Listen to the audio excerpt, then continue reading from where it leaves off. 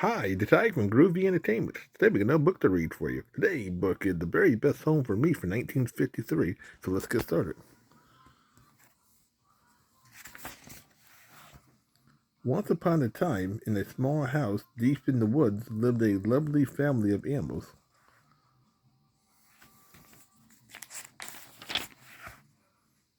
There was Miss Kitty and Mr. Pup, Brown Bunny, Little Chick, Fluffy Squirrel, Pokey Turtle, and Tweety Bird.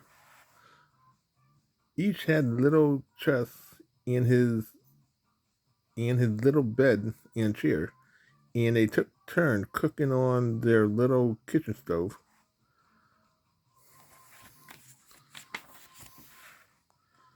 They got along nicely when it came to sharing toys, being quiet at nap time, and keeping the house neat, but they could not agree on food. When Miss Kitty cooked, they had milk and catnip tea and little bits of liver on their plates. Pup didn't mind the liver, but the rest was unhappy.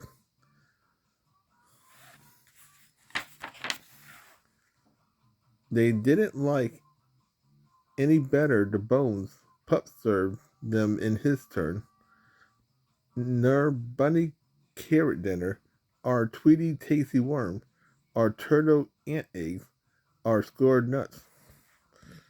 When Bunny fixed the meal, she arranged lettuce leaves and carrot nibbles with artistic taste, but only Tweety Bird would eat any of them.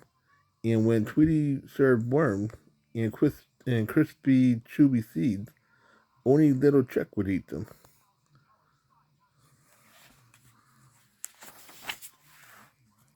And Little Chick liked bugs and beetles. Even better, Porky Turtle would nibble at them, but he really hungered for would tasty ants' eggs.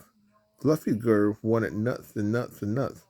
Without his sharp teeth and his firm paw, the other could not get a nibble from a nut, so they all went hungry when Fluffy got the meal. Finally, they all knew something must be done. They gathered around the fire one cool and cozy evening and talked things over.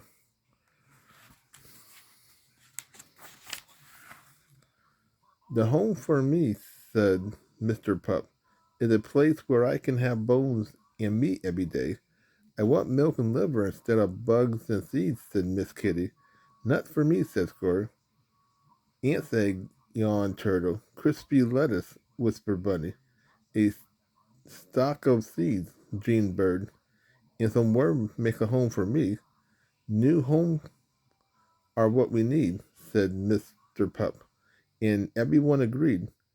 So next morning, they packed their little bags and said their they said their found goodbyes.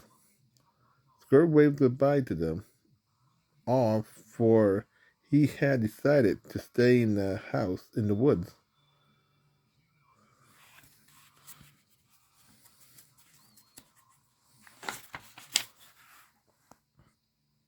He started right in to gather nuts. Soon there were nuts in the kitchen stove, nuts in the cabinets, nuts piled up in the empty beds. There wasn't no room for that happy little score.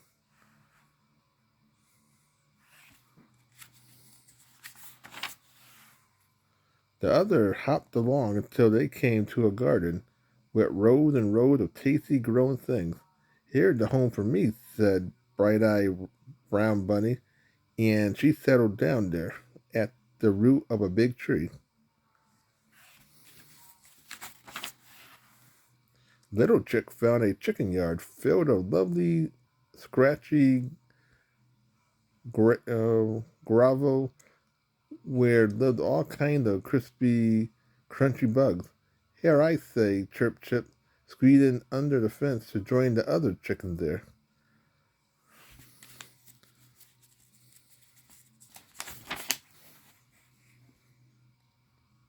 Porky Turtle found a pond with a lovely log for snapping half in the sun.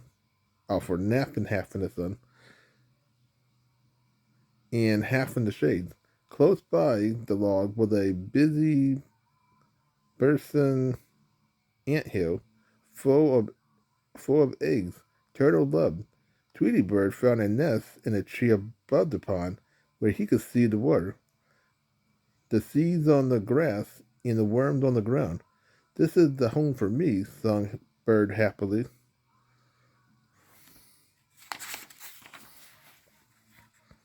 Miss Kitty went on till she came to a house where a little girl welcomed her. "Here's a bowl of milk for you, Miss Kitty," said the little girl, "and a ball of yarn to play with."